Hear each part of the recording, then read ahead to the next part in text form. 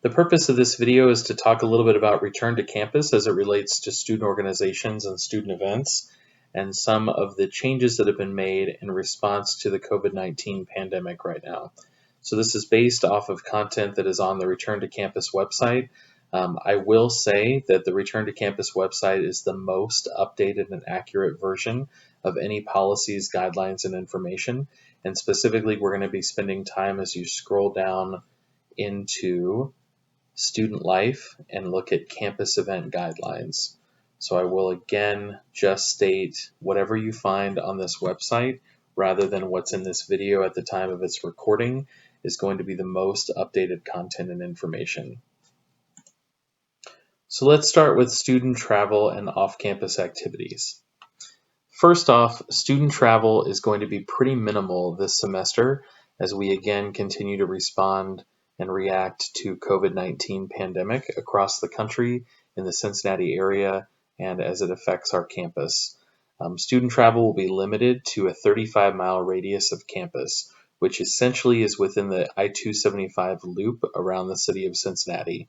The greater city of Cincinnati is essentially the radius in which you can travel away from campus. Any travel does have to be documented, and you do have to register trips, and we'll talk about that in just a second. They're for day trips only. Travel can be approved, so overnight trips would probably not be approved unless you could really provide single occupancy sleeping arrangements and that are affordable, so not just putting everyone up in hotel rooms on their own, but that you'd be able to find a facility that can handle people not sharing sleeping arrangements.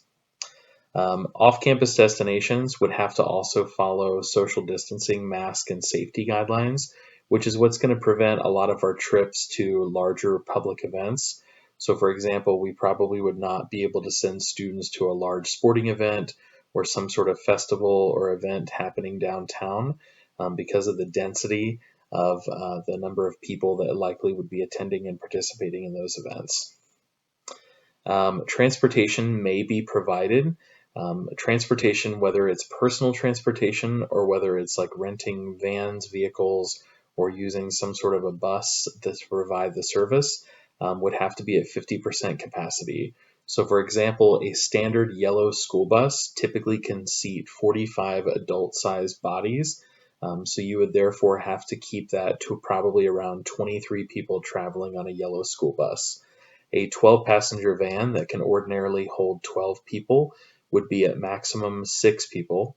And a standard vehicle that has 2 seats in the front, 3 in the back, we would encourage you to have no more than 3 people in the vehicle at a time. And that is again to keep at 50% capacity.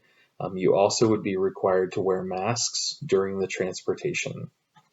Registering your trips and activities via EngageXU, I'll jump over to that page to show you the registration piece.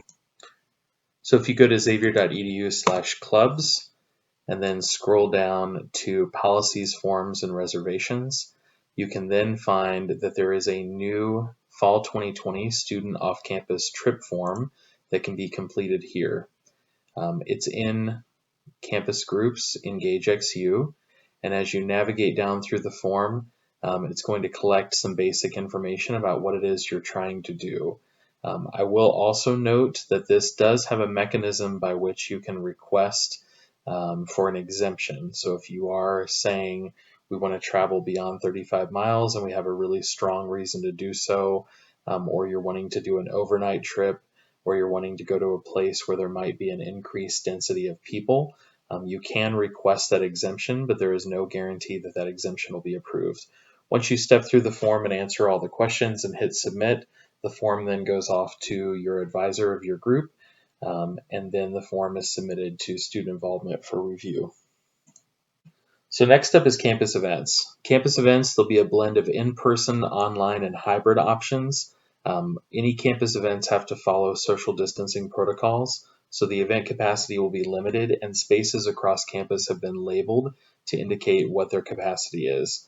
Participants are expected to wear masks when attending campus events at all times except when eating, and they're also expected to maintain 6 feet of social distancing. Again, some of this might seem as though it is extreme or that we are really being sticklers, but it's so important that we're all in this together and that we are making conscious choices and decisions to keep our events as safe as possible so that we can maintain health on campus and keep the campus open for as long as possible. Student activities should be registered via the event submission process.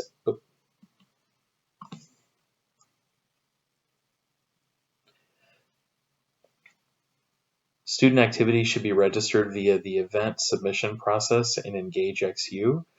There's a video, a walkthrough of EngageXU on how you can initiate that process. Basically, it's navigating to your group's page and then clicking to create an event. Attendance should be taken at all in-person student activities. Where possible, students should also pre-register for events. Event organizers are responsible for following protocols in order to keep their events, again, healthy and safe as possible. Event capacities, the general rule of thumb is that there's an overall density reduction of 50%, and that, for example, a classroom that previously may have had 40 chairs now has 20, a floor on Gallagher where people study or hang out that maybe previously had like seats for 60 people now have seats for 30.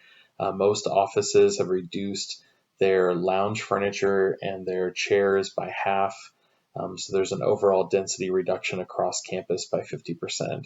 And also tables have been moved and rearranged to try to keep a 6 feet social distancing between people sitting, for example, at like a 4-top in Gallagher in the lower level at the food court area. For indoor events, in most circumstances, the indoor total event capacity is 50 participants. There may be special events where there's a maximum capacity of up to 300 people allowed. Those events are going to be rare and few and far between. Outdoor events, given the risk of transmission being reduced, the maximum capacity for an outdoor program would still be 300 attendees at one time, and that's just to ensure social distancing and also that the density is not exceeded. There can be exceptions, but those have to be given from the COVID-19 task force, so that's something you'd have to request and justify.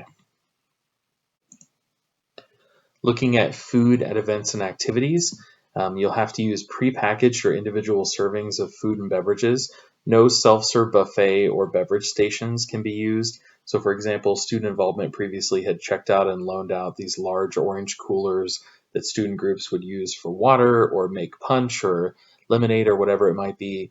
Those are not able to be used because they are shared stations and it's buffet style. So beverages have to be individualized. No homemade goodies, even if they're individually wrapped.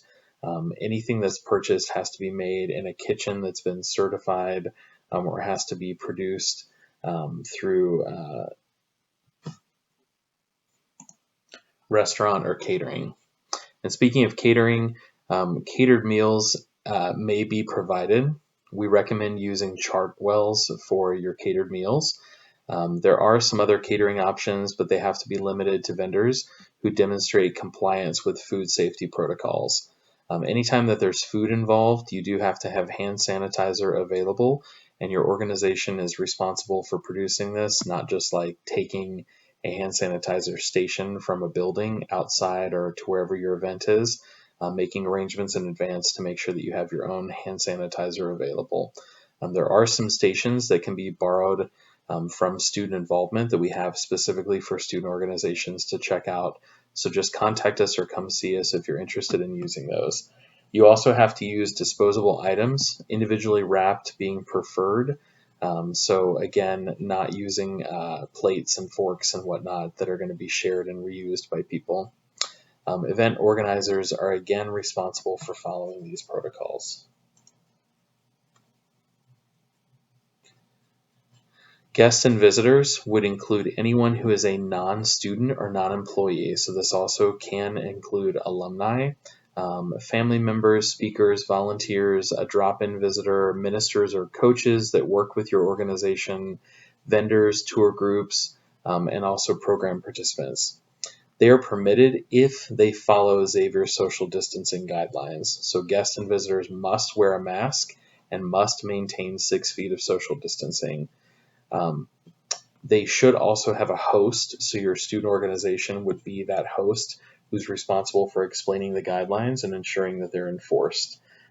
Hosts, meaning your student group, are also encouraged to explore virtual options and should attempt to limit guests where possible. External rentals are strongly discouraged at this time, so we will not be renting out spaces on the campus for groups outside of Xavier to use. Okay, that concludes our overview. Again, I would encourage you to navigate and to check out the Return to Campus website for the most updated and accurate information about policies and guidelines connected to your student organization during the fall of 2020.